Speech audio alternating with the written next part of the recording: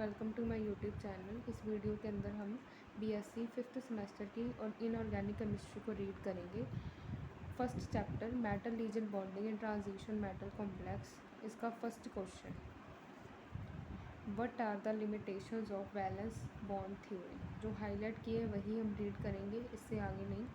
The main limitations of valence bond theory are, इसकी main limitation है, it can not explain the electronic spectra of complex. ये electronic spectra के बारे में नहीं बताता। It is unable to give true geometries of complex. ये हमें ट्रू ज्योमेट्री नहीं बताएगा कॉम्प्लेक्स की। It does not explain the colour of complex, और ये कलर के बारे में भी बिल्कुल भी नहीं बताएगा। It can not predict the relative stability of different ligand. जो डिफरेंट लीजेंड की स्टेबिलिटी होती है वो भी नहीं ये बताता। It can not explain reaction rate and mechanism of reaction. ये हमें किसके बारे में नहीं बताएगा, reaction rates and mechanism of reaction के बारे में नहीं बताएगा। It can not take into the account of the splitting of d energy level. Splitting of d orbitals के बारे में नहीं बताएगा। It can not explain the temperature dependent paramagnetism of the complex. ये हमें टेम्परेचर डिपेंडेंट पैरामैग्नेटिज्म के बारे में भी नहीं बताएगा जो कॉम्प्लेक्स से होती हैं। एक another important question, compare crystal field theory and valence bond theory. इसको कंपेयर करना ये हमेशा एग्ज़ाम में पूछा जाता है question. So let's start. Crystal field theory and valence bond theory. Type of bond, इसके अंदर बॉन्ड कौन सी प्रेजेंट होती है पहले तो इसके बारे में स्टडी करते हैं। The bond between the metal ion and the legend is purely electrostatic. इसमें जो बॉन्ड होगी मेटल आयन एंड लीजेंड के बीच में वो इलेक्ट्रोस्टैटिक होगी।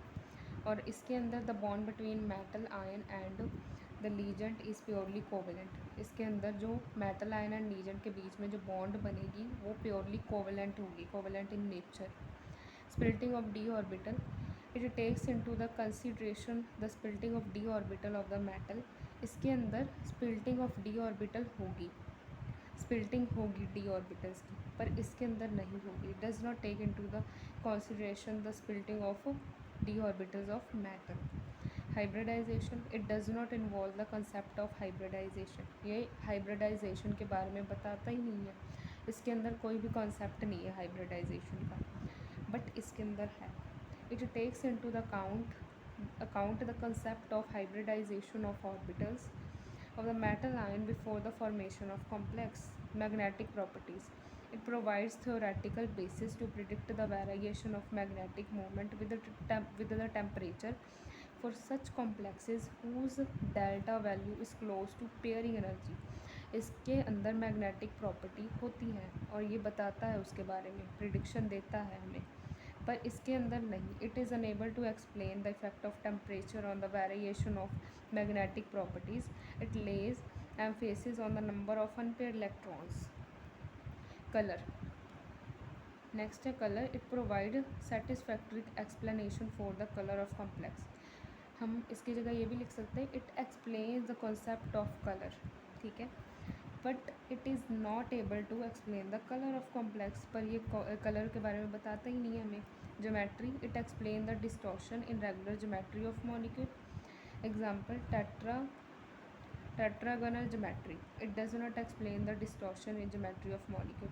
ये हमें डिस्टॉर्शन ज्योमेट्री की नहीं बताएगा, पर ये बताएगा। Energy, it is helpful to calculate the stabilization energy of complex due to crystal field splitting.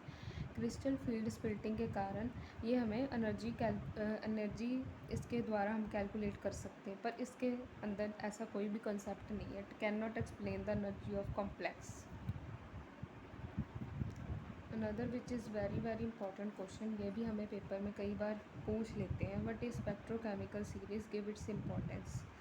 तो स्पेक्ट्रोकेमिकल सीरीज़ क्या है, पहले तो ये, the spectrochemical series is an experimental determine series. ये एक्सपेरिमेंटली बनाई गई है। This series based on the crystal field splitting.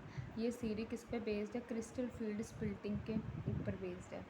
The legend which cause only a small degree of crystal field splitting, जिसके अंदर small degree of crystal field होगी, splitting होगी, वो weak field legend होंगे।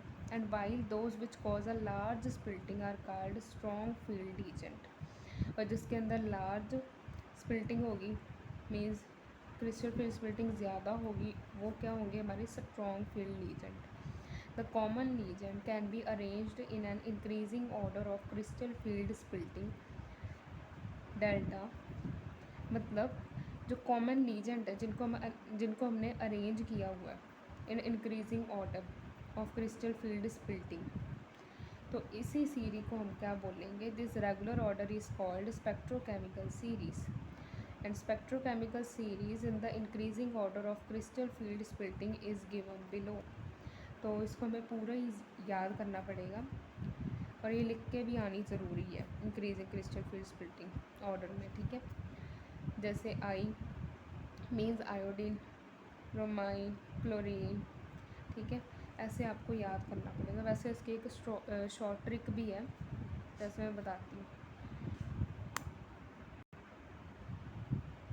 इसको आप अपने वे से एक बार याद कर लेना, क्योंकि मैंने अपने और मतलब अपने याद करने की ही वे से अपनी खुद की बनाई थी. अगर मैं आपको बताऊंगी तो आपको हंसी आएगी इसलिए. एंड इम्पॉर्टेंस क्या है इलेक्ट्रोकेमिकल सीरीज़ या फिर स्पेक्ट्रोकेमिकल सीरीज़ की इम्पॉर्टेंस एंड इसकी importance. From the spectrochemical series it is very easy to predict the weak field ligand and strong field ligand. इस लाइन का मतलब ये है कि भी स्पेक्ट्रोकेमिकल सीरीज़ के अकॉर्डिंग मतलब इसको मतलब लिख के हम ये प्रिडिक्ट कर सकते हैं कि कौन सा वीक फील्ड लीजेंट है इसके अंदर और कौन सा स्ट्रॉन्ग फील्ड लीजेंट है. For example iodine, bromine, chlorine are weak field ligand, whereas जो ये वाली है वो क्या है स्ट्रॉन्ग फील्ड लीजेंट है. ठीक है, ये स्ट्रॉन्ग फील्ड लीजेंट की कैटेगरी में आते हैं और ये वाले वीक फील्ड लीजेंट की कैटेगरी में आते हैं. This series give us an idea of d orbital splitting for any two complex which contain the same metal ion but different legend. और इस सीरीज़ के अकॉर्डिंग क्या है हम स्प्लिटिंग ऑफ डी ऑर्बिटल्स का पता लगा सकते हैं. कैसे? फॉर एनी टू कॉम्प्लेक्स जो कंटेन कर रहे हैं same metal ion but different legend contain कर रहे हैं, तो इसके द्वारा हम ये सब कुछ पता कर सकते हैं. Another important question which is all the tetrahedral complexes are high spin complex. explain कि जो सारे tetrahedral complex होते हैं वो high spin complex क्यों होते हैं. explain. Since the magnitude of crystal field splitting in tetrahedral field is quite small, जो मैग्नीट्यूड है क्रिस्टल फील्ड स्प्लिटिंग इन टेट्राहेड्रल फील्ड के अंदर उसका जो मैग्नीट्यूड है वो वेरी स्मॉल है and is always less than the pairing energy, and pairing energy से भी बहुत कम होता है. ठीक है, therefore the electron will not pair up, और जो इलेक्ट्रॉन होते हैं वो पेयर नहीं कर पाते. ठीक है, पेयरिंग नहीं कर पाते. And the complex will be high spin complex, और जो कॉम्प्लेक्स बनेगा वो हाई स्पिन कॉम्प्लेक्स होगा. Thus all the tetrahedral complex are high spin complex. तो इसीलिए जो टेट्राहेड्रल कॉम्प्लेक्स है वो हाई स्पिन कॉम्प्लेक्स होते हैं. No tetrahedral complex with low spin has been found to exist. और ऐसे कोई भी टेट्राहेड्रल कॉम्प्लेक्स हमें मिले नहीं है जो लो स्पिन के हों. ठीक है, जो एग्जिस्ट करते हैं. सो नेक्स्ट क्वेश्चन है हमारा factors affecting the crystal field splitting. मतलब वो कौन कौन से फैक्टर है जो क्रिस्टल फील्ड स्प्लिटिंग को इफेक्ट करते हैं. The following factor influence the magnitude of crystal field splitting. So first point है नेचर ऑफ लीजेंट, भी किस तरह का लीजेंट उसके अंदर अटैच है. Ligand with large negative charge and small size will produce the greatest crystal field splitting. मतलब वो लीजेंट जिसका लार्ज नेगेटिव चार्ज है और स्मॉल साइज़ है. ठीक है, और स्मॉल साइज़ है वो प्रोड्यूस क्या करेगा ग्रेटेस्ट क्रिस्टल फील्ड स्प्लिटिंग. ये उसके अंदर ज़्यादा क्रिस्टल फील्ड स्प्लिटिंग होगी. ठीक है, small size and larger negative charge. Small legend can approach the metal ion closely. जो स्मॉल लीजेंट होते हैं वो जल्दी मेटल आयन पे अप्रोच कर जाते हैं. ठीक है, क्लोजली.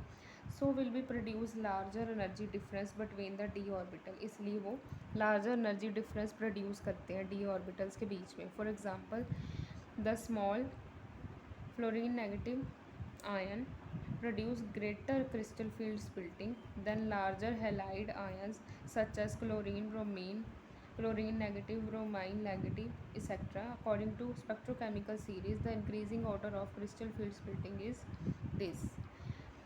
इसमें क्या बताया गया है, जो स्मॉल साइज़ है, मतलब हमें पता ही है फ्लोरीन का स्मॉल साइज़ होता है, ठीक है, फ्लोरीन आयन का स्मॉल साइज़ है और इसलिए ये ग्रेटर क्रिस्टल फील्ड स्प्लिटिंग इसके अंदर होगी, प्रोड्यूस करेगी, ठीक है। देन लार्ज हैलाइड आयन, जैसे कि जो ये लार्जर साइज़ के हैं, ठीक है, इनसे according to spectrochemical series the increasing order of crystal field splitting is this, ठीक है, high spin and low spin.